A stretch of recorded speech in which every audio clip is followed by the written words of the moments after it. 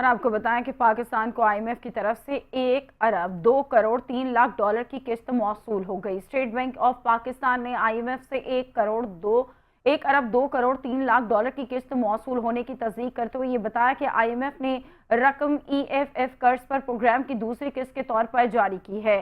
State bank के एलामिये में कहा गया है कि आईएमएफ के जायजा मिशन ने पाकिस्तान की मईशत का जायजा लेने के बाद किस्त जारी करने की सिफारिश की थी।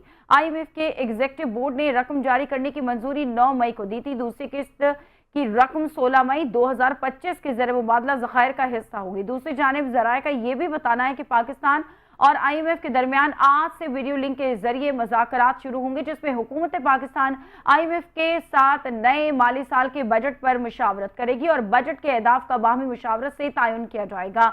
ज़राए ने यह भी बताया कि हुकूमत आईएमएफ प्रोग्राम के तहत इक्तिसादी इस्लाहत जारी रखेगी। आईएमएफ वफ्द का आइंदा हफ्ते पाकिस्तान के दौरे का इम्कान है।